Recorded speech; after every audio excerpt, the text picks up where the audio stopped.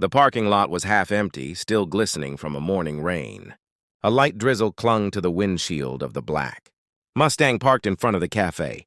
Inside, Malik Turner stirred his coffee, his eyes steady on nothing in particular. After 16 years on the force, moments like this, quiet, unbothered, were rare. He wasn't wearing his badge. He wasn't in uniform. Just a plain gray hoodie, jeans, and the weight of a man who'd seen more than he ever planned to. He sipped the last of his coffee, checked the time, 9:32 a.m., and stood. Malik moved with quiet assurance, his presence commanding even when unspoken.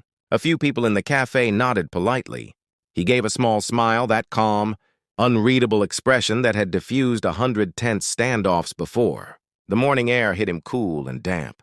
He clicked his key fob. The Mustang chirped twice, headlights blinking. And that's when he heard it. The sound of tires screeching. 2 police cruisers swung into the lot. Doors flew open, and 2 uniformed white officers emerged, hands already near their holsters. "Step away from the vehicle," one barked. Malik turned slowly, brows furrowed. "Excuse me?" "You heard me. Step away from the car and keep your hands visible." He frowned, lowering his keys slightly. "This is my car." "Yeah?" The younger cop, badge read D. Richards, snorted.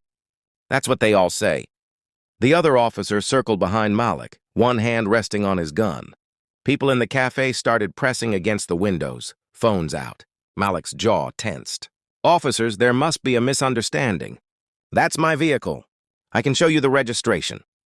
"Put your hands on your head!" Richards snapped, cutting him off. "Now!" Malik lifted his hands, voice even but firm. "You're making a mistake." "Funny," the older officer muttered. "So's every car thief we catch." Rain began again, soft, insistent. Malik's heart wasn't racing, but something deep inside him simmered. Years on the force had taught him what could happen in these moments. One wrong word, one twitch misread. He could see the reflection of his own face in the Mustang's window. Calm, restrained, humiliated. They frisked him roughly, ignoring his every attempt to speak. When he reached for his wallet, they shoved him against the car. "I said don't move!" Pain shot through his wrist as cold metal cuffs clicked shut. "Officers," he said through gritted teeth, "listen carefully. My badge is in my wallet. Check it." But they didn't. Instead, Richard smirked at the small crowd that had gathered. "Got ourselves a tough guy, huh?" Phones were out. Cameras rolling. Malik could hear whispers. "What did he do?" "He said it's his car." "Yeah, right." He had handled armed robbers, domestic disputes, high-speed pursuits, but never had he felt this kind of helplessness.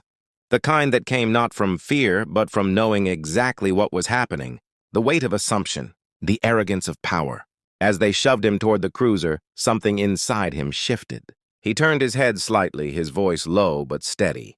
"Officer Richards," he said, reading the nameplate. "You really should have asked for ID." Richards scoffed. "Yeah, sure. I'll remember that next time you're not under arrest. If you're enjoying this story so far, don't forget to like, subscribe, and turn on post notifications because what happens next will shock everyone." Inside the precinct, the tone was different, but not better. Malik was booked, fingerprinted, and his wallet was finally opened. The rookie at the desk froze. Inside, gleaming against the worn leather, sat a gold badge. "Detective Lieutenant, Homicide Division." The air changed instantly. The sergeant on duty went pale. "Wait, what the hell is this?" Richards and his partner stared, dumbstruck. Malik said nothing. He just sat in the chair, wrists still cuffed, watching them flounder. You're... "Detective Malik Turner," he said evenly. 16 years with the Metro Police Department. You've just arrested one of your own detectives for grand theft auto of his own car." The silence was suffocating. The sergeant swallowed hard. "Get those cuffs off him now." Richards fumbled for the keys, his hands shaking. "Sir, I didn't know." "No," Malik interrupted softly. "You didn't ask." The cuffs fell away. Malik stood, straightened his sleeves, and looked Richards dead in the eye. "You profiled me," he said quietly. "You saw my skin, not my badge. You saw threat, not person. That's the kind of thinking that gets people hurt, or worse." The room was still. The weight of his words hung like lead. Internal Affairs was already being called. The captain came down personally to escort Malik out. Apologies flew, panicked, rehearsed, hollow, but Malik just walked. Outside, the rain had stopped, but puddles still shimmered across the pavement. He unlocked his Mustang, sat inside, and exhaled slowly. His reflection in the mirror stared back, tired, restrained, but resolute. By afternoon, the story was everywhere. Detective wrongfully arrested by fellow officers.